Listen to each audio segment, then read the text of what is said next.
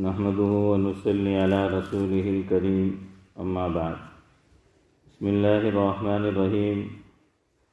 شیخ عبدالواحد علیہ الرحمہ مشہور صوفیاء میں ہیں۔ فرماتے ہیں کہ ایک روز نیند کا اتنا غلبہ ہوا کہ رات کو اوراد و وظائف بھی چھوٹ گئے۔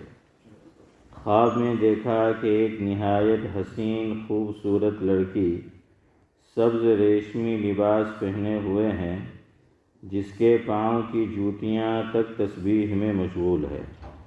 کہتی ہے کہ میری طلب میں کوشش کر، میں تیری طلب میں ہوں۔ اس کے بعد اس نے چند شوقیہ شعر پڑھے۔ یہ خواب سے اٹھے اور قسم کھا لی کہ رات کو نہیں سوؤں گا۔ کہتے ہیں کہ 40 برس تک صبح کی نماز عشاء کے وضو سے پڑھی۔ شیخ مظہر سعدی ایک بزرگ ہیں جو اللہ جل شانہ کے عشق و شوق میں 60 برس تک روتے رہے۔ ایک رات خواب میں دیکھا گویا ایک نہر ہے جس میں خالص مشک بھرا ہوا ہے۔ اس کے کناروں پر موتیوں کے درخت سونے کی شاخوں والے لہرا رہے ہیں۔ وہاں چند نوعمر لڑکیاں پکار پکار کر اللہ تعالیٰ کی تسبیح میں مشغول ہیں۔ انہوں نے پوچھا کہ تم کون ہو؟ تو انہوں نے 2 شعر پڑھے جن کا مطلب یہ تھا کہ ہم کو لوگوں کے معبود اور محمد صلی اللہ علیہ وسلم کے پروردگار نے ان لوگوں کے واسطے پیدا فرمایا ہے جو رات کو اپنے پروردگار کے سامنے اپنے قدموں پر کھڑے رہتے ہیں اور اپنے اللہ تعالیٰ سے مناجات کرتے رہتے ہیں۔ ابو بکر ضریر علیہ الرحمہ کہتے ہیں کہ میرے پاس ایک نوجوان غلام رہتا تھا، دن بھر روزہ رکھتا اور رات بھر تہجد پڑھتا۔ ایک دن وہ میرے پاس آیا اور بیان کیا کہ میں اتفاق سے آج رات سو گیا تھا۔ خواب میں دیکھا کہ محراب کی دیوار پھٹی، اس میں سے چند لڑکیاں نہایت ہی حسین اور خوبصورت ظاہر ہوئیں، مگر ایک ان میں نہایت بدصورت بھی ہے۔ میں نے ان سے پوچھا تم کون ہو اور یہ بدصورت کون ہے؟ وہ کہنے لگیں کہ ہم تیری گزشتہ راتیں ہیں اور یہ تیری آج کی رات ہے۔ ایک بزرگ کہتے ہیں کہ مجھے ایک رات ایسی گہری نیند آئی کہ آنکھ نہ کھلی۔ میں نے خواب میں دیکھا کہ ایک ایسی نہایت حسین لڑکی ہے کہ اس جیسی میں نے عمر بھر نہیں دیکھی۔ اس میں سے ایسی تیز خوشبو مہک رہی تھی کہ میں نے ویسی خوشبو بھی کبھی نہیں سونگھی۔ اس نے مجھے ایک کاغذ کا پرچہ دیا جس میں 3 شعر لکھے ہوئے تھے۔ ان کا مطلب یہ تھا کہ تو نیند کی لذت میں مشغول ہو کر جنت کے بالا خانوں سے غافل ہو گیا، جہاں ہمیشہ تجھے رہنا ہے اور موت بھی وہاں نہ آئے گی۔ اپنی نیند سے اٹھ، سونے سے تہجد میں قرآن پڑھنا بہت بہتر ہے۔ کہتے ہیں کہ اس کے بعد سے جب مجھے نیند آتی ہے اور یہ اشعار یاد آتے ہیں تو نیند بالکل اڑ جاتی ہے۔ حضرت عطا علیہ الرحمہ فرماتے ہیں کہ میں ایک بازار میں گیا، وہاں ایک باندی فروخت ہو رہی تھی جو دیوانی بتائی جاتی تھی۔ میں نے 7 دینار میں خرید لی اور اپنے گھر لے آیا۔ جب رات کا کچھ حصہ گزرا تو میں نے دیکھا کہ وہ اٹھی، وضو کیا، نماز شروع کر دی اور نماز میں اس کی یہ حالت تھی کہ روتے روتے اس کا دم نکلا جاتا تھا۔ نماز کے بعد اس نے مناجات شروع کی اور یہ کہنے لگی، اے میرے معبود، آپ کو مجھ سے محبت رکھنے کی قسم مجھ پر رحم فرما۔ میں نے اس سے کہا کہ اس طرح نہ کہو، بلکہ یوں کہو کہ مجھے تجھ سے محبت رکھنے کی قسم۔ یہ سن کر اس کو غصہ آ گیا اور کہنے لگی، قسم ہے اس ذات کی اگر اس کو مجھ سے محبت نہ ہوتی تو تجھے میٹھی نیند نہ سلاتا اور مجھے یوں نہ کھڑا رکھتا۔ پھر اونھے منہ گر گئی اور چند شعر پڑھے جن کا مطلب یہ ہے کہ بے چینی بڑھتی جا رہی ہے اور دل جلا جا رہا ہے اور صبر جاتا رہا اور آنسو بہہ رہے ہیں۔ اس شخص کو کس طرح قرار آ سکتا ہے جس کو عشق و شوق اور اضطراب سے چین ہی نہیں۔ اے اللہ، اگر کوئی خوشی کی چیز ہو تو اس کو عطا فرما کر مجھ پر احسان فرما۔ اس کے بعد بلند آواز سے یہ دعا کی کہ یا اللہ، میرا اور آپ کا معاملہ اب تک پوشیدہ تھا، اب مخلوق کو خبر ہو چلی، اب مجھے اٹھا لیجئے۔ یہ کہہ کر زور سے ایک چیخ ماری اور وفات پا گئی۔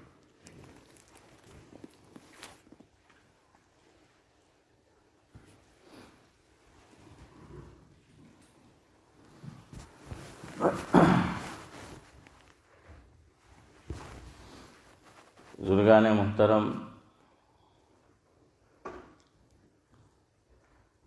نماز کے تعلق سے پوچھتا ہے سائل، نماز کے تعلق سے پوچھتا ہے سائل، کچھ باتیں نماز کے تعلق سے پوچھتا ہے سائل، بیان کرنے ہیں اس تعلق سے کچھ مسائل۔ فضائل کے ساتھ مسائل کا علم بھی اہم ہے، فضائل کے ساتھ مسائل کا علم بھی اہم ہے۔ یہی ہمیں خدا و رسول خدا کا حکم ہے۔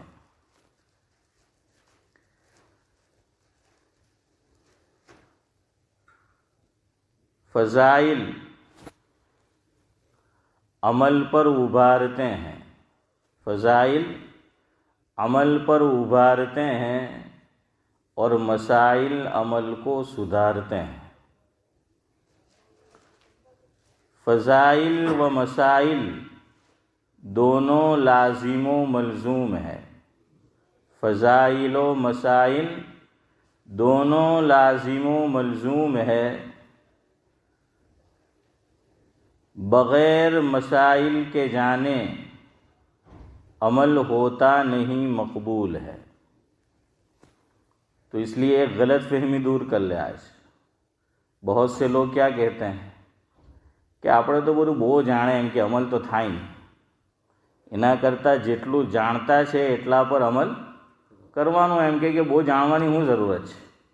یہ غلط ہے، یہ غلط ہے۔ قرآن و حدیث یا کہہ لیجئے کہ قرآن و سنت کے خلاف یہ جملہ ہے۔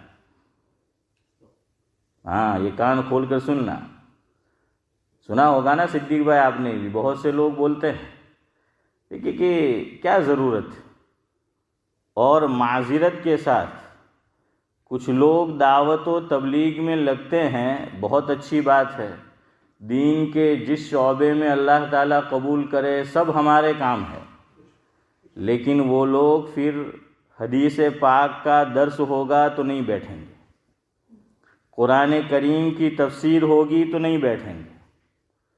ہاں، جماعت آئی ہوئی ہے یا پھر یہ کہ تعلیم ہو رہی ہے تو بیٹھیں گے۔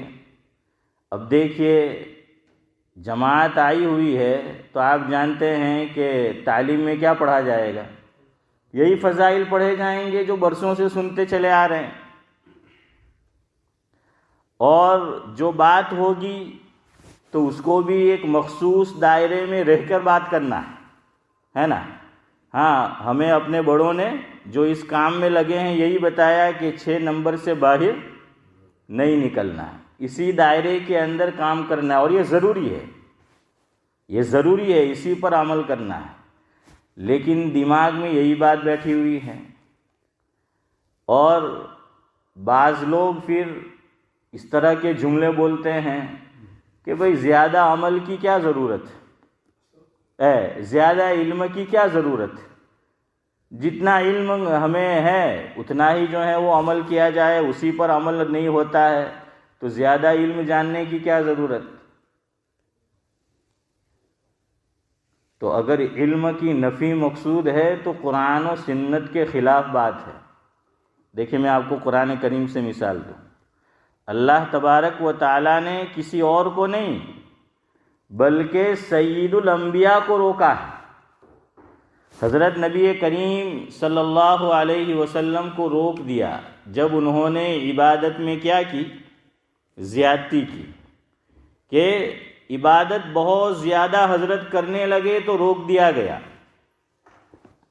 29واں پارہ، سورت کا نام ہے سورہ مزمل، اس کے اندر اللہ رب العزت ارشاد فرماتے ہیں، بالکل شروع میں اسی بات کو بیان کیا گیا ہے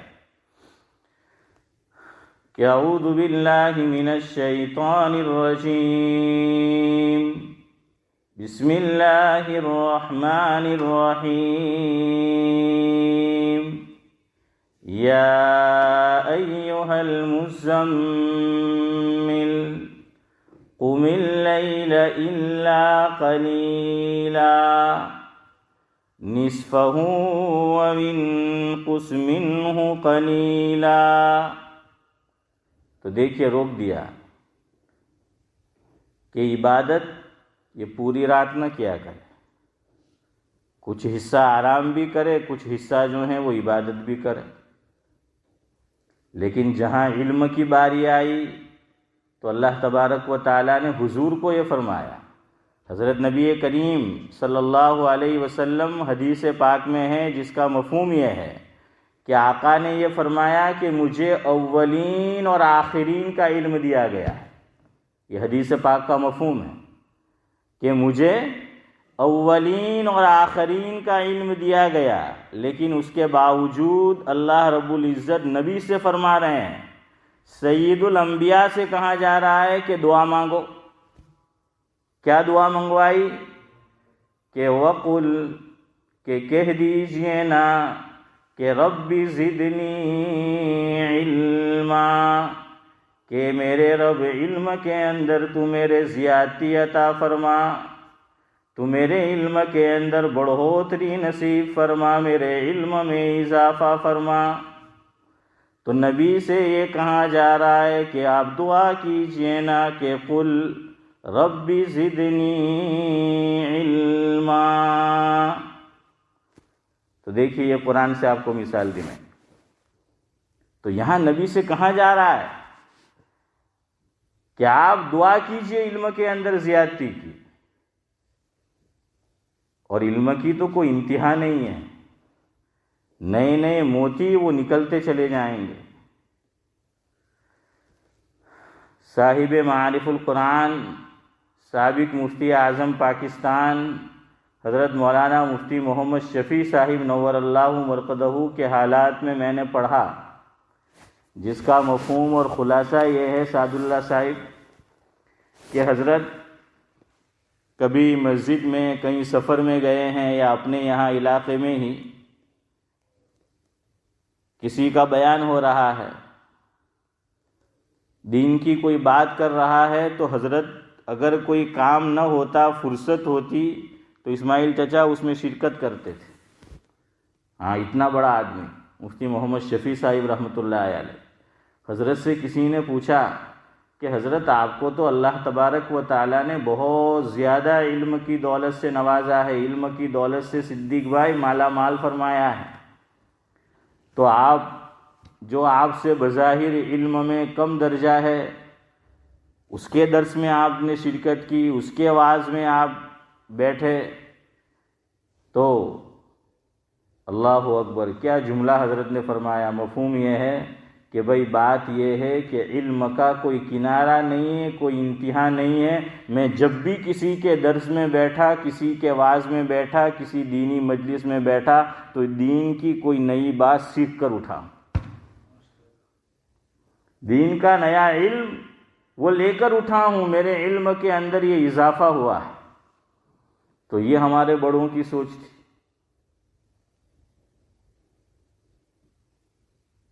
اور حضور نے کیا فرمایا کہ قرآن کریم کو اور میری سنت کو لازم پکڑنا تو گمراہ نہیں ہوں گے۔ تو بھائی یہ کب ہوگا؟ صرف بیان میں کہہ دینا، زبان سے جملے کہہ دینا کہ نہ چھوڑنا، تو وہ تو سیکھنا پڑے گا، وہ تو درس کے اندر جو ہے وہ شرکت کرنی پڑے گی، پڑھنا جو ہے وہ پڑے گا، علم کے اندر استاد کے سامنے زانوئے تلمس طے کرنا پڑے گا۔ امام بخاری کا ذہن تو ماشاء اللہ اللہ تعالیٰ نے کیا ذہن دیا تھا۔ بخاری شریف میں انہوں نے استدلال کیا ہے۔ علماء یہ کہتے ہیں بخاری شریف کے تعلق سے کہ امام بخاری علیہ الرحمہ جو ترجمۃ الباب قائم کرتے ہیں، اور جو بات ان کو کہنی ہے اس کے لیے سب سے پہلے نورانی بھائی وہ یہ کرتے ہیں کہ قرآن کریم سے کوئی آیت ڈھونڈتے ہیں کہ جو میں حدیث پاک پیش کرنے جا رہا ہوں، جو مسئلہ مجھے ذکر کرنا ہے تو قرآن کریم کی آیت میں پیش کروں۔ اگر قرآن کریم کی آیت نہیں ملتی تو کوئی حدیث پاک وہ پیش کرتے ہیں، اگر وہ نہیں تو صحابی رسول یعنی صحابی کا اثر یہ پیش کرتے ہیں۔ تو بخاری کا علم ترجمۃ الباب میں چودھری صاحب چھپا ہوا ہے، اسی سے وہ بتا دیتے ہیں کہ وہ ایک جھلک ہوتی ہے، ہیڈنگ، عنوان کہ امام بخاری آگے کہنا کیا چاہتے ہیں۔ تو جہاں انہوں نے علم کی فضیلت کا باب یہ قائم کیا ہے بخاری شریف کے اندر، تو انہوں نے علم کی فضیلت عمل پر، دیکھیے دو چیزیں ہیں عارف بھائی، ایک علم ہے ایک عمل ہے، اور علماء یہ لکھتے ہیں کہ علم امام ہے اور عمل مقتدی ہے۔ علم کیا ہے؟ امام ہے اور عمل مقتدی ہے۔ اب سعد اللہ صاحب آپ ہی بتاؤ کون آگے ہوتا ہے، امام آگے ہوتا ہے یا مقتدی آگے ہوتا ہے؟ ہاں، اس میں تو کسی کا اختلاف نہیں ہے، بلکہ دو آدمی نماز پڑھ رہے ہیں اور آپ کو بتایا تھا کہ اگر آگے وہ نکل گیا امام کے پاؤں سے، وہ آگے جو ہے نکل گیا، نماز ہی نہیں ہوگی مقتدی کی، امام سے آگے نہیں بڑھ سکتا، وہ امام کے پیچھے جو ہے وہ اس کو کھڑا رہنا پڑے گا۔ چاہے شاگرد امام ہے لیکن استاد کہاں کھڑا رہے گا؟ پیچھے کھڑا رہے گا۔ لڑکا امام ہے، بیٹا امام ہے، والد کہاں کھڑا رہے گا؟ پیچھے جو ہے وہ کھڑا رہے گا۔ تو علم تو امام ہے اور عمل یہ مقتدی ہے، عمل یہ مقتدی، تو مقتدی جو ہے وہ پیچھے ہوتا ہے۔ تو امام بخاری علیہ الرحمہ نے اسی بات کو اس طرح ثابت کیا۔ حافظ امتیاز 24ویں پارے میں شاید آیت ہے، یا اگر وہاں نہ ہو تو مجھے آپ کریکٹ کر دے، 24ویں یا 26ویں پارے میں، کہ اللہ رب العزت ارشاد فرماتے ہیں، غالباً سورہ فتح کی آیت ہے۔ کون سے پارے میں؟ 26 ہاں۔ تو اس میں اللہ رب العزت نے ارشاد فرمایا کہ بسم اللہ الرحمن الرحیم۔ یہ امام بخاری استدلال کر رہے ہیں، ہاں بخاری کہہ رہے ہیں کہ فَاعْلَمْ أَنَّهُ لَا إِلَٰهَ إِلَّا اللَّهُ،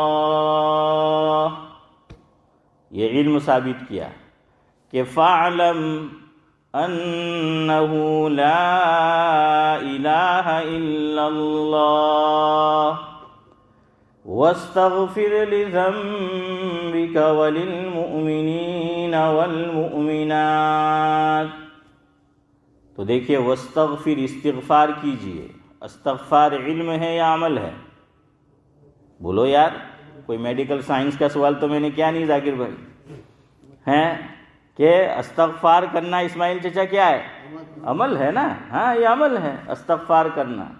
اور فَاعْلَمْ أَنَّهُ لَا إِلَٰهَ إِلَّا اللَّهُ، کہ یہ علم آدمی کو ہونا چاہیے کہ اللہ کے علاوہ کوئی معبود نہیں، اللہ ہی معبود ہے۔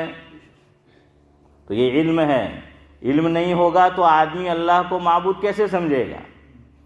آج بڑے بڑے سائنٹسٹ، بڑے بڑے انجینئر، بڑے بڑے دنیاوی فنون چودھری صاحب حاصل کیے ہوئے ہیں، لیکن توحید کے قائل نہیں ہیں۔ جیسی توحید کا قائل ہونا چاہیے وہ نہیں ہے۔ اسی لیے امام رازی علیہ الرحمہ نے ایک مقام پر لکھا جس کا مفہوم یہ ہے کہ بڑے سے بڑا فلاسفر ہو، فلسفی آدمی ہو، لیکن اگر وہ توحید و رسالت کا جس طرح قائل ہونا چاہیے، جس طرح اس کو ماننا چاہیے، اس کو وہ نہیں مانتا، تو اس سے تو ایک جانور بھی بہتر ہے، کہ جانور سے بھی وہ گیا گزرا ہے۔ کیوں؟ کہ وہ تو اپنے خالق و مالک کو ہی نہیں جانتا ہے، اسے معلوم ہی نہیں ہے کہ میرا خالق و مالک کون ہے، عقیدہ مجھے کیسا رکھنا ہے، تو اسی کو وہ نہیں جان رہا ہے۔ تو اس لیے اس کا علم آدمی کو ہوگا تب وہ اللہ تبارک و تعالیٰ کو جو ہے وہ ایک مانے گا، اور اللہ تبارک و تعالیٰ کو جیسا ماننا چاہیے۔ دیکھیے، صرف اللہ کو ماننا ضروری نہیں ہے، بلکہ اللہ تبارک و تعالیٰ کو جیسا ماننا چاہیے ویسا ماننا ضروری ہے۔ ورنہ بہت سے لوگ ہیں جو کہتے ہیں کہ ہم کیا ہے، اللہ تعالیٰ کو مانتے ہیں، لیکن اللہ کے علاوہ اوروں کو بھی جو ہیں وہ شریک کرتے ہیں معبودیت کے اندر، الوہیت کے اندر۔ تو اس لیے علم ضروری ہے، علم ہوگا تو پھر پتہ چلے گا۔ تو امام بخاری نے اس آیت کریمہ سے کیا کیا عارف بھائی؟ علم کو عمل پر اس کی فضیلت کو ثابت کیا کہ دیکھیے اللہ نے پہلے اس کو بیان فرمایا ہے، عمل کا ذکر وہ بات کے اندر ہے۔ دوسری مثال لے لیجئے، یہ تو ہم سب جانتے ہیں کہ فارسی کا شاعر کہتا ہے، روز محشر کے جاں گداز بود، روز محشر کے جاں گداز بود، اولین پرشش کے نماز بود، کہ روز قیامت میں حشیم بھائی سب سے پہلے کس کا سوال ہوگا؟ بولو یار۔ ہاں، حشیم بھائی کو میں نے مخاطب کیا، اس کا مطلب ہی نہیں کہ آپ کو نہیں بولنے کا ہے، آپ کو بھی بولنے کا، کہ نماز کا سوال ہوگا۔ حضرت مولانا عبداللہ صاحب کاپود روی نور اللہ مرقدہ نے ایک مقام پر لکھا ہے کہ میں چھوٹا بچہ تھا، مکتب میں پڑھتا تھا۔ کاپودرا کی اس وقت کی جو مسجد تھی، تو کہاں کہ مسجد کے باہر بڑے حروف میں یہ شعر لکھا ہوا تھا۔ بڑے حروف میں کیا لکھا ہوا تھا؟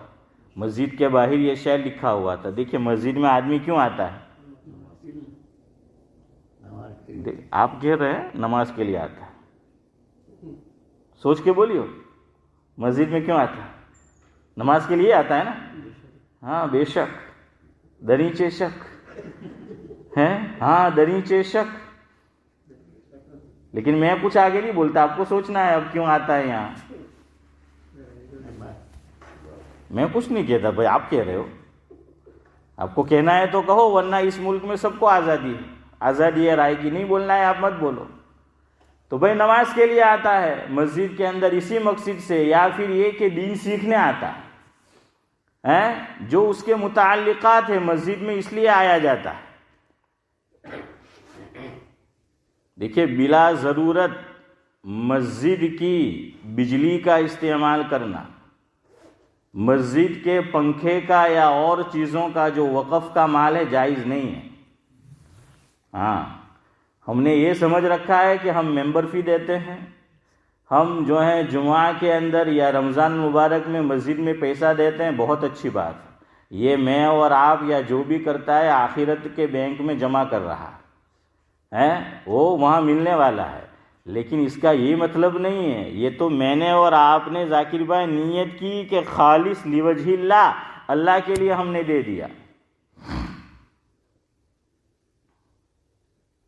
قرآن نے سورہ دہر میں کیا کہا کہ انما نطعمکم لوجہ اللہ، انما نطعمکم لوجہ اللہ لا نريد منكم جزاء ولا شکورا، کہ ہم نے کسی کو کھلایا پلایا، کسی کو کچھ دیا، لوجہ اللہ دیا، ہیں یہاں تو کسی اور کو دیا جا رہا ہے، مخلوق کو، اور مسجد میں تو ہم اللہ کو دیتے ہیں، وہ بھی اللہ ہی کے لیے ہیں لیکن مخلوق پہ جو ہے وہ استعمال ہوا۔ تو فرمایا کہ لیوجہ اللہ، اللہ کے جو نیک بندے ہیں جو دیتے ہیں وہ لیوجہ اللہ دیتے ہیں، اللہ تعالیٰ کے لیے دیتے ہیں۔ اور آگے نفی کر دی کہ لا نرید منکم جزاء ولا شکورا، کہ وہ اس کا انتظار نہیں کرتے کہ لوگ ہمیں اس کا بدلہ دیں گے یا ہمارا شکریہ ادا کریں گے۔ جس کو ہم نے جس کے لیے دیا تھا وہ اس کے لیے جو ہے وہ دیا ہے۔ تو اس لیے کوئی مسجد ہو، کوئی اللہ کا گھر ہو، جہاں کہیں ہم نے دیا دے دیا۔ دیکھیے ایک آدمی کی اپنی زمین ہے، اس نے کہا کہ یہاں مسجد آپ بناؤ، وقف کر دی، اب وہ کس کی رہی؟ مسجد کی ہوئی۔ ہاں اب وہ اللہ تعالیٰ کی ہو گئی، مسجد کی ہو گئی، اب وہ اس کی نہیں رہی، اس کی ملکیت سے کیا ہو گئی؟ وہ خارج ہو گئی کہ اس نے تو وقف کر دیا ہے۔ اچھا ایک مسئلہ اور سنو، وقف کر دینے سے، نیت کرنے سے وہ زمین اللہ کی ہو گئی، مسجد کی تعمیر ہونا صدیق بھائی ضروری نہیں ہے۔ مسئلہ یاد رکھیے کہ جیسے ہی میں نے اور آپ نے یہ نیت کی اور یہ کہا کہ بھئی میری یہ زمین یا ہمارے خاندان کی زمین ہم یہاں اللہ کا گھر بنائیں گے، بیت اللہ بنائیں گے، میں نے اس کو وقف کر دیا ہے، تو اب اس کا مطلب یہ نہیں کہ وقف، ہاں اگر وہ یہ کہے کہ میں وقف اس وقت کروں گا جب کہ بن جائے، وہ الگ بات ہے، لیکن وہ یہ کہتا ہے کہ نہیں میں نے یہ زمین چودھری صاحب اللہ کے لیے وقف کر دی، یہاں اللہ کا گھر بنے گا، بیت اللہ بنے گا، تو وہ تو 2 مہینے میں بنے گا، 4 مہینے میں بنے گا، سال میں بنے گا، کم و بیش ٹائم لگے گا۔ تو یہ نہیں کہ جب بنے گا تب وقف ہوئی، نیت کی کہ وقف ہو گئی، وہ جگہ کیا ہو گئی؟ ہاں وہ مسجد ہو گئی، اور وہ جگہ وہ مسجد ہو گئی۔ تو اس لیے بلا ضرورت استعمال ہمارے اکابر کتنا بچتے تھے، اور میں بہت زیادہ دور نہیں جاتا، میں ماضی قریب کی آپ کو بات بتاتا ہوں۔ خطیب الامت حضرت مولانا ابرار احمد صاحب دھلیوی رحمۃ اللہ علیہ، میں نے اس کو کتاب میں نقل بھی کیا ہے، کلیپٹن کے اندر غالباً 1989 کے اندر مدینہ مسجد کلیپٹن میں حضرت نے سورہ یوسف کی تفسیر کی تھی، تو وہ میں نے قلم بند کیا ہے اللہ کی توفیق سے، اور 2 جلدوں میں وہ چھپ چکی ہے کتاب، اس میں ہے یہ بات جو میں کہنے جا رہا ہوں۔ حضرت نے اس میں ایک جگہ یہیں کلیپٹن میں بیان کیا کہ سنو، وقف کا استعمال بلا ضرورت تو کرنا ہی نہیں، لیکن وہ تو خاص صرف اپنے لیے کرنا ہو، اس سے بھی صدیق بھائی بچتے تھے کہ خالی اس وقت اس کا استعمال اور اس کا فائدہ اس اکیلے بندے کو ہو رہا ہو، تب بھی وہ بچتے تھے کہ ہاں ہمارے ساتھ اور لوگ بھی جو ہیں اس کو بھی اس کا فائدہ ہو، استعمال کرے، تو وہ کرتے تھے۔ اور حضرت نے اپنی مثال دی کہ میں نکاح پڑھانے جاتا ہوں، بیان تو عام طور پہ رات کو ہوتے ہیں انڈیا کے اندر، لیکن نکاح 11 بجے ہوتے ہیں نا، بہت سی جگہ نکاح 11 بجے ہوتے ہیں، چونکہ نکاح کے بعد کیا ہے؟ ماشاء اللہ، دیکھا ہے اس میں نہیں بولنا پڑتا کہ بولو، ہاں کھانے میں تو بولنا نہیں پڑتا اسماعیل چچا، اپنے کو بولنے کا نہیں کھانے کے اندر تو۔ اسی لیے چودھری صاحب حضرت مولانا ابرار احمد صاحب دھلیوی رحمۃ اللہ علیہ فرماتے تھے کہ آج مدارس طلباء سے بھرے ہوئے ہیں، لیکن عالم ہو کے کام کے ان مہینے 3.5 نکلتے ہیں۔ عاصم بھائی کتنے کام کی نکلتے؟ ان مہینے 3.5۔ مفتی سعید احمد صاحب پالن پوری رحمۃ اللہ علیہ یہاں کہہ کے گئے کہ دارالعلوم سے مفہوم میں اتنے فضلہ نکلتے ہیں، اور آج تک دارالعلوم ہر سال یہ درخواست یہ اعلان کرتا ہے کہ بھائی دارالعلوم کو مدرس کی ضرورت ہے، آؤ۔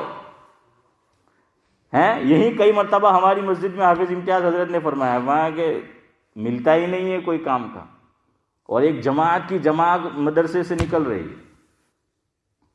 تو حضرت ہنسی مذاق میں اس کی ایک وجہ اشرف بھائی بیان کرتے تھے، اتفاق آپ کرو نہ کرو آپ کی مرضی۔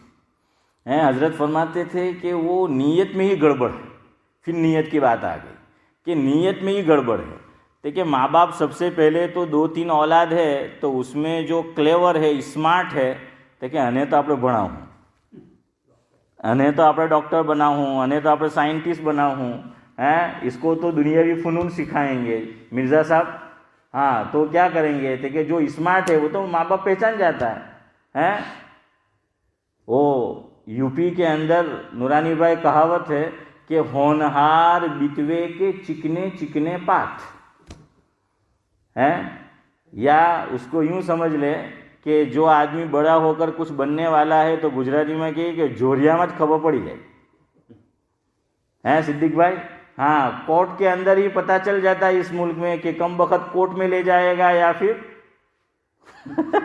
توبہ ہے. ہاں ذاکر بھائی بہت سی اولاد یہاں کورٹ میں ہم اس کو بڑا کرتے ہیں اور بڑا ہو کے وہ کورٹ میں لے جاتا ہے، تو کورٹ سے کورٹ تک، قیامت سے میں کیوں بولوں یہ آپ نے دیکھی ہوگی. تو بہرحال یہ آپ نے دیکھی ہوگی، میں نے تو نہیں بولا. تو بہرحال کیا ہے کہ کورٹ سے جو ہے وہ مرزا صاحب کورٹ تک، تو ویسی وہ بات ہوتی ہے. تو ہونہار بتوا وہ پتہ چل جاتا ہے، تو ماں باپ کہ اس کو تو اس میں لگانے گا. اور جو بیچارہ میرے جیسا ہو کن ذہن، لیکن میرے والد کے متعلق غلط گمان مت کرنا آپ، اس لیے کہ میں پیدا ہوا اس کے بعد 3 بہنیں پیدا ہوئی ہیں، تو آپشن نہیں تھا وہاں تو وہ تو 10 سال میں ہی ڈابل بھیج دیا تھا جامعہ میں، تو ان کی نیت تو پڑھانے کی ہی تھی. تو بہرحال حضرت فرماتے تھے کہ ایک تو یہ، دوسرے نمبر پہ گڑبڑ تھے کہ ہوں کہ وہ مستی کرے کہ سارا نے مدرسے میں گھر دیا تو بس. تو اب نیت یہی بھائی چلو ستا رہا ہے مستی کر رہا ہے تب بھی نیت تو اچھی کرتے کہ علم سیکھے گا تو سدھر جائے گا، یوں نیت ہونی چاہیے. لیکن نورانی بھائی کیا نیت دیکھا بہو قائر کر ڈاولو میں ڈھکل دیو એમ કે તા એમ કે મોકલી દીધો એમ કે મોટો થઈને આવે પડી ને સારી કરાય દે હું આફી મેરે પરવા તો ગાડી પરવારી જાય. تو دوسرے نمبر پہ یہ چودھری صاحب، تیسرے نمبر پہ یہ حضرت کی بات سنا رہا، میری نہیں ہے، مولانا ابرار احمد صاحب دلیری رحمۃ اللہ، کہ تیسرے نمبر پہ یوں بولتے ہیں ٹھیک ہے مدرسہ موکلی دیو تا کھاہے بھی نے پڑھے بھی. જોયું તો પહેલા હું આવ્યું ہاں یہی سنانا تھا کہ کھانا تو کہ اس میں بھی نیت یہ عمران بھائی کہ پہلے کیا کہ کھائے گا اور پڑھے گا کہ کھائے تو کہ کھاوا જ જાય તા ઘેર આવીને મા બાપને એમ નહીં કહે કે ફલાણા ઉસ્તાદ બરાબર પઢાવે નહીં ઊંઘ કાઢા કરે કે ક્લાસમાં મોડા આવે, હા એમ જઈને કહે કે હારું ખાવાનું બરાબર નહીં આવતું, એમ કે આજે તો તરી એવી હતી કે એનાથી વૂઝુ બી જાય છે. તો ہاں سعداللہ صاحب حضرت مولانا مناظر حسن گیلانی علیہ الرحمہ انہوں نے لکھا ہے کہ میں جب دارالعلوم دیوبند کے اندر پڑھتا تھا، مفہوم ہے، تو ان کو سلطان القلم کہا جاتا ہے. کہاں کہ جیسے ہماری مسجد کے اندر بھی وہ سائن بورڈ ہے نا کہ کچھ اعلان ہے تو یہاں پیسیج میں بھی ہے، باہر بھی ہے.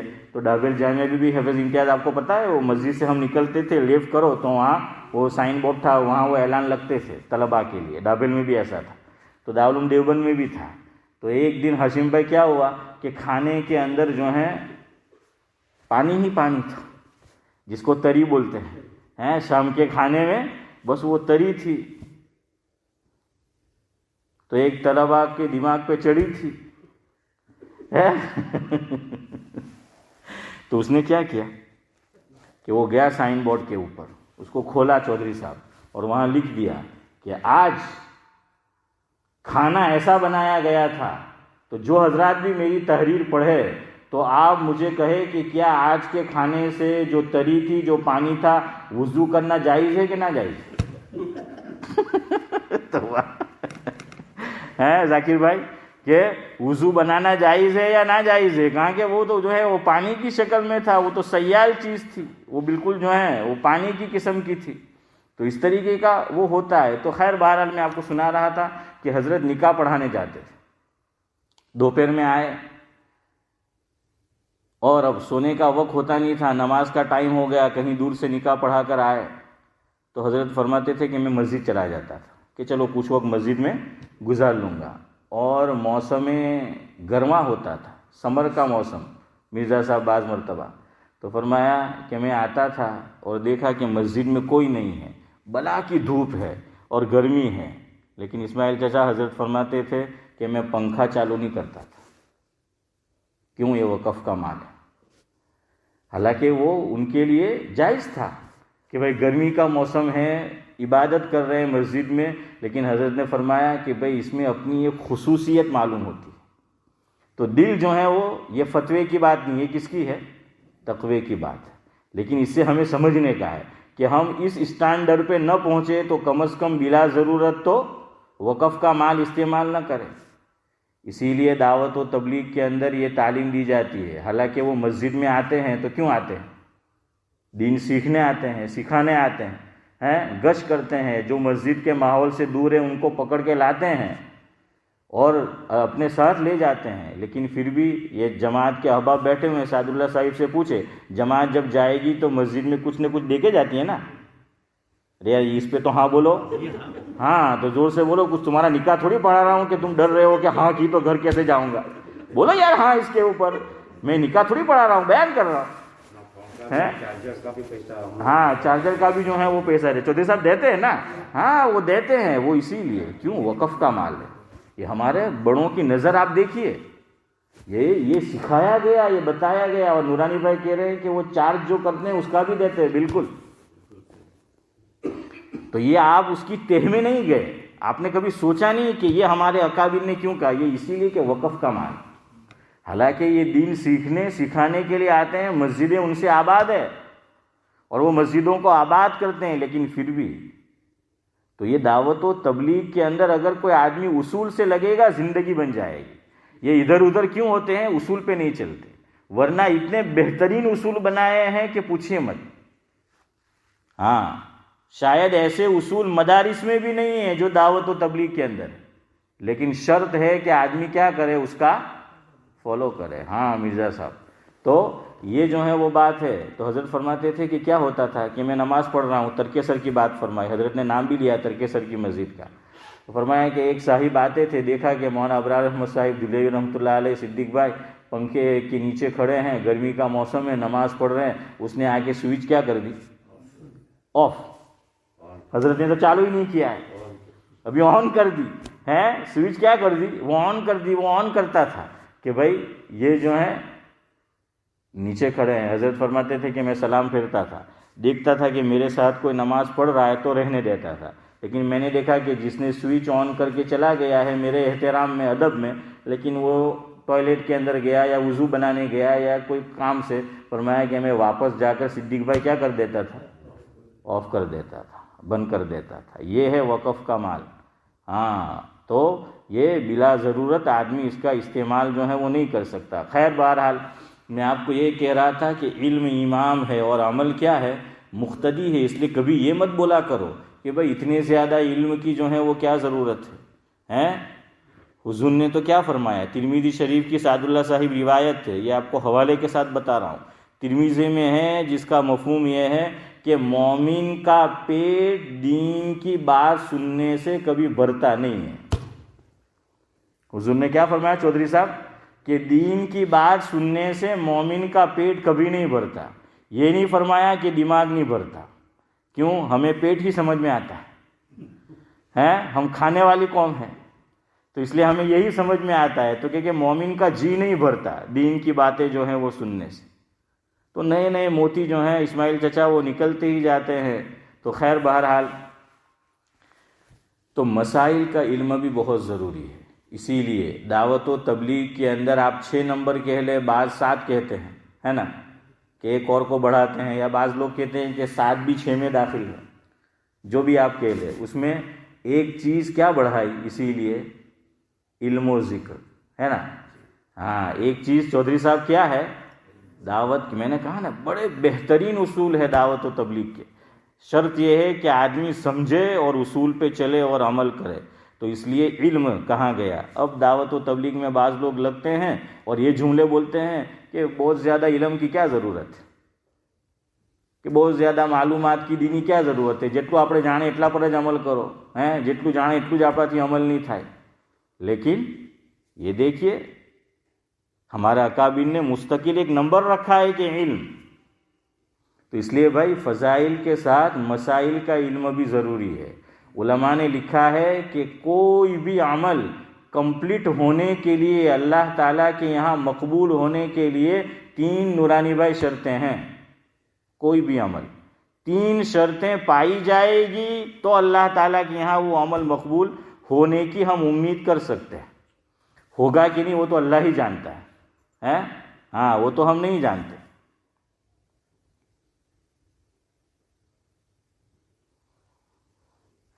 حضرت مولانا ادریس کاندھلوی نور اللہ مرقدہ نے سیرت المصطفیٰ کے اندر اور معارف القرآن ادریسی میں ایک شعر نقل کیا ہے.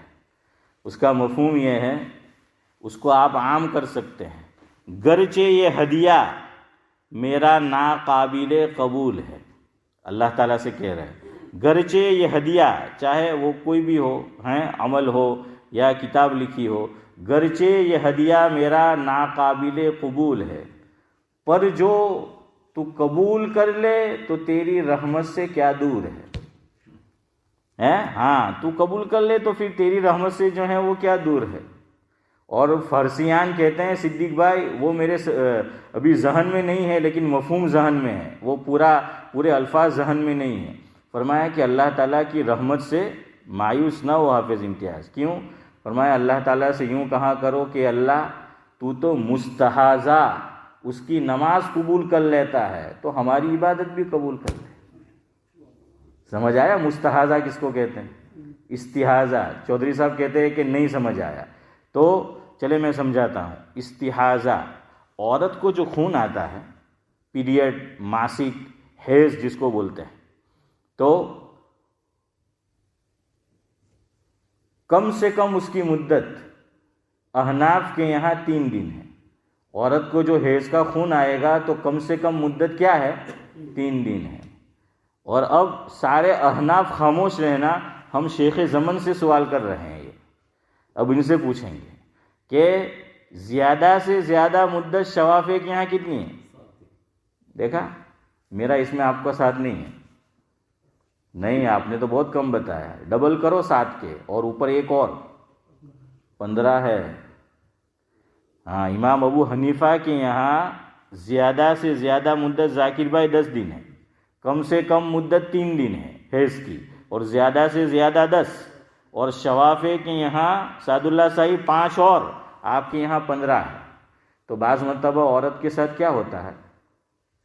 دیکھیے عورت کی عام طور پر عادت مقرر ہوتی ہے. کسی کو 5 دن آتا ہے، کسی کو 3 دن آتا ہے، کسی کو 8 دن آتا ہے، کسی کو 10 دن آتا ہے اور خون بند ہو جاتا ہے. یہ مسئلہ جاننے جیسا ہے. ہاں یہ دینی بات ہے، یہ سیکھنے جیسا مسئلہ ہے. لیکن بعض مرتبہ عورت کے ساتھ یہ ہوتا ہے کہ زیادہ سے زیادہ خون کی مدت 10 دن ہے تو 10 دن پر بھی بند نہیں ہوتا. 10 دن کے بعد بھی خون دکھا، 11ویں دن دیکھا، 12ویں دن دکھا، 13ویں دن جو ہے وہ دکھا. اب وہ نماز پڑھے کہ نہیں پڑھے؟ احناف کی یہاں بات کر رہا ہوں. وہ پڑھے گی کہ نہیں پڑھے گی، یہ مسئلہ ہے. اچھا اب اس میں دوسری بات اور یاد رکھو کام کی. حیض اور پاکی دو کے اندر جو طہر کی مدت ہے، طہر یعنی پاکی، تو علماء نے لکھا کہ حیض بند ہو اس کے بعد سے لے کر پاکی جو آئے گی اور دوسرا حیض آئے گا، تو ایک حیض سے لے کر دوسرا حیض، تو ادھر بھی حیض ادھر بھی حیض، دونوں طرف درمیان کے اندر 15 دن پاکی کے ضروری ہے. سمجھ آیا؟ 15 دن پاکی کے ضروری ہے. کیا مطلب؟ کہ 15 دن سے پہلے واپس خون آیا تو حیض کا نہیں ہے، یہ مطلب ہے. میں پھر آپ کو سمجھاتا ہوں. گھروں پہ عورتیں بھی سن رہی ہوگی تو ان کے بھی کام کی چیز ہے. سنو پھر. کم سے کم حیض کی مدت 3 دن، زیادہ سے زیادہ 10 دن. 2 باتیں ہو گئی. تیسری بات کہ ایک حیض سے لے کر دوسرا حیض جو آئے گا تو اس کے درمیان میں پاکی کے کتنے دن ضروری ہے؟ 15 دن. اچھا 15 دن سے پہلے آ گیا تو اس کو کیا کہیں گے؟ استحاضہ. ہاں اس کا نام ہے استحاضہ. اور جس عورت کو یہ مسئلہ پیش آیا ہے اس کا نام ہے مستحاضہ. سمجھ آیا؟ اس کا معنی بھی سمجھ لو چودھری صاحب کہ استحاضہ کا کیا میننگ. استحاضہ کا معنی ہے بیماری کا خون. کیا کہیں گے؟ بیماری کا خون، یا آپ کہہ لیجئے کہ بگاڑو. تو یہ خون وہ بھی جو ہے وہ خون ہوتا ہے. اب اس کی کچھ علامات بھی ہیں، نشانیاں بھی ہیں، لیکن میں اس کی تہ میں نہیں جاتا، صرف اتنا آپ کو سمجھا دیتا ہوں کہ فارسیان کہتے کہ اللہ اب آپ آگے چلیے، مجھے جواب دینا آپ سب. میں نے نماز شروع کی اور نماز کے اندر مجھے خون نکل آیا، اللہ نہ کرے، اور خون نکلا بھی تو بہنے کی مقدار میں ہے، تو کیا میری نماز صحیح ہوگی؟ ٹوٹ جائے گی. صحیح جواب ہے میری نماز نہیں ہوگی. کیوں؟ خون جو ہے وہ نکلا ہے. شفاف ہے کہ یہاں الگ مسئلہ، یہ جانتے ہیں، تو نماز وہ ٹوٹ جائے گی. اچھا، خون نکلنے سے وضو ٹوٹے گا کہ نہیں ٹوٹے گا؟ ٹوٹ جائے گا. نماز بھی اس لیے ٹوٹی کہ وضو ٹوٹ گیا، اور جب وضو نہیں تو نماز بھی جو ہے نہیں.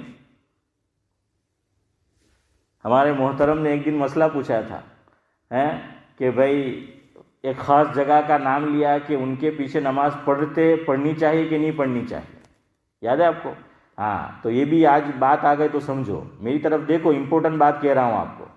تو انہوں نے مسئلہ پوچھا کہ بھائی نام لیا ایک جگہ کا کہ میں وہاں جا کے نماز پڑھ سکتا ہوں کہ نہیں. میں نے کہا پڑھنے میں کوئی حرج نہیں، جائے تو دیکھیو کہ امام صاحب نے ساکس پہنے کہ نہیں پہنے، اور پہنے ہیں تو کیسے پہنے ہیں، لیدر کے ساکس پہنے ہیں یا میری طرح یہ کیا کاٹن ہوتا ہے، یا بہرحال جو بھی ہو تو اس طرح پہنے ہیں. تو اب آپ مجھے بتائیے کہ میں ایسے موزے پر مسح کروں تو کیا میرا وضو ہوگا؟ نہیں ہوگا. تو میں نے کہا ان کے پیچھے ہم نماز اس لیے منع نہیں کرتے کہ وہ مسلمان نہیں ہے، وہ مسلمان ہیں. مسئلہ یہاں وضو کا ہے کہ یہ لوگ اس ساکس کے اوپر بھی مسح کرتے ہیں اور وضو نہیں کرتے. اور وضو کے اندر پاؤں کو دھونا اشرف بھائی کیا ہے؟ فرض ہے. اور جب فرض ہی نہیں ادا ہوا تو وضو نہیں ہوا، جب وضو نہیں ہوا تو نماز نہیں ہوئی. હવે આપણે દેખતી આંખે તો કૂવામાં નહીં પડાય. ગુજરાતીમાં શું કહે હાફિઝ સાહેબ کہ دیکھتی آنکھیں تو کواں نہیں پڑائی. تو بھائی دکھ رہا ہے ہمیں کہ یہ آدمی اس کا اسی طرح کا وہ بلیو کرتا ہے اور اس طرح کے اس نے ساکس پہنے ہیں. اب ہم نے دیکھا تو نہیں اس کو، لیکن ہو سکتا ہے کہ اس نے اسی طرح وضو کیا ہو تو اس کی نماز نہیں ہوئی تو ہماری بھی نہیں ہوئی. اب آپ یہ کہہ سکتے ہیں عمران بھائی کہ بھائی یہ جانے આપણે હું જાણે ના અહીંયા એવું નહીં ચાલે કે એ જાણે. તું બી તો જાણતો છે, તું બી તો જોઈને આવ્યો کہ بھائی یہ આવું જે છે તે કરે. تو اس لیے ان کے پیچھے نماز نہیں ہوتی کہ وہ وضو ہی نہیں ہوتا. اچھا، ان کا جو عقیدہ ہے یا عقیدہ آپ نہ کہیں تو جو مسئلہ ہے ان کا عقیدہ چاہے لفظ نہ کہے تو ان کے یہاں تو ہو جاتا ہے وضو. تو جو اس طرح کا بلیو کرتے ہیں وہ تو خوشی خوشی اسماعیل چچا نماز پڑھیں گے کہ امام بھی وہی اس کا ہے، سب یکساں ہیں. تو اپنا مسئلہ یہاں آتا ہے، سمجھ آیا؟ ہاں، تو وہ وضو نہیں ہوا اس لیے ہم کہتے ہیں. ہاں، گرمی میں آپ چلے جاؤ کہ وہ گرمی میں اس نے امید ہے کہ نہیں پہنا ہوگا ہے، لیکن پھر بھی پہنا ہے تو پھر وہی جو آپ کو ہم نے کہا وہی ہمارا کہنا ہے. تو مستحاضہ اس کو تو خون آ رہا ہے، تو خون کی حالت میں تو وضو ہو نہیں سکتا. لیکن مستحاضہ پہ نماز معاف نہیں ہے. استحاضہ یعنی بیماری کا خون جس کو آیا کہ حیض ختم ہوا، 15 دن پاکی کے نہیں ہوئے، اس سے پہلے آ گیا، یہ بیماری کا خون ہے، عورت پہ نماز معاف نہیں ہے چودھری صاحب. ہاں، اس حالت میں، حیض کی حالت میں تو معاف ہے، لیکن یہ خون حیض کا نہیں ہے، استحاضہ کا ہے. یہ عورت جو ہے وہ حائضہ نہیں ہے، یہ عورت مستحاضہ ہے، اور اسی حالت میں اس کو نماز پڑھنا ہے. لیکن اس کو کیا کرنا ہے؟ ایک کام کرنا ہے کہ اس کا وضو، جیسے ابھی چھوٹے چھوٹے دن ہیں تو ظہر کے اندر اس نے وضو کیا عورت نے ایسی، تو اصل میں تو زیادہ ٹائم نہیں ہوتا ہے، تو اس کا وضو اب بھی باقی ہے. لیکن چونکہ وہ مستحاضہ ہے، استحاضہ کا خون آ رہا ہے، عصر کا وقت جیسے ہی داخل ہوگا آٹومیٹک اس کا وضو گیا. ہر نماز کے لیے ایسی خاتون کو، مستحاضہ کو، عورت کو ہر نماز کے لیے تازہ وضو کرنا ہے، نیا وضو کرنا ہے. جن چیزوں سے وضو میرا اور آپ کا صدیق بھائی ٹوٹتا ہے وہ اس کا بھی ٹوٹے گا. لیکن ہمارا تو ظہر میں اگر میں نے اور آپ نے وضو کیا اور کوئی ایسی چیز وضو کو توڑنے والی نہیں پائی گئی تو اسی وضو سے ہم عصر پڑھ سکتے ہیں. لیکن وہ خاتون نہیں پڑھ سکے گی. تو اللہ تعالیٰ نے تو اس سے تو وضو ہی ٹوٹ جاتا ہے خون نکلنے سے، لیکن پھر بھی اس کو کہا گیا کہ بھائی وہ جو ہے وہ نماز پڑھے. اچھا ایک مسئلہ اور یاد رکھو، جتنا نماز کا ٹائم ہے اس ایک وضو سے ایسی عورت جتنے چاہے فرائض، نوافل، سنن یہ پڑھ سکتی ہے. ایسا نہیں کہ فرض کے لیے الگ وضو، سنت کے لیے الگ وضو، نفل کے لیے الگ وضو، ایسا نہیں ہے. جتنی چاہے نماز پڑھ سکتی ہے، لیکن جیسے ہی دوسری نماز کا وقت آئے گا. یہی مسئلہ مردوں کے لیے ہے. کس کے لیے؟ جو معذور ہے، کہ بعضوں کو نکسیر پھوٹتی ہے، خون نکلتے رہتا ہے، یا بعضوں کو ہوا کی شکایت ہوتی ہے کہ ہوا کیا ہے وہ خارج ہوتی رہتی ہے، یا کسی کو مسلسل وہ خون جو ہے وہ بہہ رہا ہے. تو اس کے لیے بھی یہی حکم ہے، چاہے مرد ہو یا عورت ہو، کہ ایک وضو سے پورا جو ٹائم نماز کا محیط ہے اس میں عبادت کرے. لیکن جیسے ہی نیا نماز کا ٹائم آئے گا عارف بھائی اس کا وضو ٹوٹ جائے گا. سمجھ آیا؟ تو اللہ تعالیٰ تو فارسیان کہتے ہیں کہ اللہ تو مستحاضہ، جس کا وضو ہی قاعدے کے اعتبار سے نہیں ہوا، تو اس کا وضو بھی قبول کرتا ہے، نماز بھی قبول کرتا ہے، ہماری عبادت بھی اسی طرح کی ہے تو اسے بھی قبول کرتا ہے. ہاں کتنی جو ہے وہ پتے کی بات وہ کہی ہے. تو اللہ تعالیٰ سے یہ تو امید رکھنا ہے. تو سنو جلدی، 3 باتیں یاد رکھو کہ اس وقت اللہ تعالیٰ سے امید کر سکتے ہیں کہ عمل قبول ہو. نمبر 1، جو عمل میں اور آپ کرنے جا رہے ہیں اس کا صحیح علم ہونا ضروری ہے. سب سے پہلے عمل سے پہلے کیا ضروری ہے؟ علم جو ہے وہ ضروری ہے کہ ہمیں اس چیز کا علم ہو. نمبر 2، وہ عمل سنت کے مطابق ہو. اس لیے تو بدعت قبول نہیں ہے کہ سنت کے مطابق ہو. نمبر 2، ایک تو علم صحیح، نمبر 2 عمل سنت کے مطابق، اور نمبر 3 اس عمل کا جو وقت ہو اس وقت میں وہ عمل انجام دیا جائے. مثال لے لو کہ نفل نماز پڑھنا، دن میں 3 کہہ لیجئے، 5 کہہ لیجئے، جو وقت مکروہ ہے اس میں کوئی نماز پڑھے گا تو ثواب ملے گا کہ گنہگار ہوگا؟ گنہگار ہوگا. سال میں 5 دن روزہ رکھنا ممنوع ہے، اس میں اگر کسی نے سعد اللہ صاحب روزہ رکھ لیا تو گناہ ہوگا کہ ثواب ملے گا؟ گناہ ہوگا. عید کے دن، دونوں عیدوں میں جب تک محلے کی مسجد میں عید کی نماز نہ ہو جائے، تو ایک قول جس میں سب ائمہ متفق ہے کہ مسجد کے اندر کوئی نفل نہیں پڑھ سکتا. اسی لیے عید کے دن ویسے تو مسجد میں اشرف بھائی، چودھری صاحب ماشاءاللہ بیٹھے رہتے ہیں، اور بھی احباب ہمارے، لیکن وہ جیسے اشراق کا ٹائم ہوتا ہے اشراق پڑھتے ہیں، لیکن عیدین میں اشراق نہیں پڑھتے فوراً، بلکہ کیا پڑھیں گے؟ عیدین میں اشراق نہیں پڑھتے کا مطلب یہ کہ وقت ہونے کے ساتھ نہیں پڑھتے، وہ عید کی جو ہے وہ نماز اس دن وہ پڑھتے ہیں. یہ حکم مردوں کے لیے تو ہے ہی صحیح، گھر میں عورتوں کے لیے بھی ہے کہ عورتیں بھی جب تک محلے کی مسجد میں، محلے میں 4-5 مساجد ہے اسماعیل چچا، تو پھر سب مسجد میں نماز ہونا ضروری نہیں ہے، یا محلے کی مسجد میں 2-3 عید کی نماز ہو رہی ہے تو پہلی نماز ضروری ہے. جب تک عید کی پہلی نماز محلے کی مسجد میں ادا نہ ہو جائے، عیدین میں اشراق پڑھنا، کوئی نفل نماز پڑھنا، اشراق بھی نفل ہے صدیق بھائی، تو نہ مسجد میں جائز ہے، نہ گھروں میں عورتوں کے لیے جائز ہے، نہ مردوں کے لیے جائز ہے. سمجھ آیا؟ ہاں، تو یہ مسجد میں تو ہے ہی، لیکن ایک قول گھروں میں بھی ہے کہ گھروں کے اندر بھی اس دن عورتیں جو ہیں وہ نفل نماز نہیں پڑھے گی. تو دیکھیے اس کے اندر کیا نہیں پایا گیا؟ وقت نہیں پایا گیا. دوسری مثال لے لیجئے، ابھی ہم سب بیٹھے ہیں تو سوچ رہے ہیں کہ یار چلو ٹھنڈی بھی بہت پڑ رہی ہے 2-3 دن سے ہیں، دیکھیں ابھی بیٹھا بیٹھا امام صاحب بھی چھے نے، مؤذن صاحب بھی چھے ماشاءاللہ، چلتا چلتا تکبیر دے دے ہیں، دیکھیں کہ چلو اب وہ ہے ہی صحیح تو ابھی فجر پڑھ کے جاوے ہیں ذاکر بھائی، تو کیا چلے گا؟ نہیں چلے گا، دوڑے گا بھی نہیں ہیں. کیوں؟ اس لیے کہ وقت نہیں ہوا.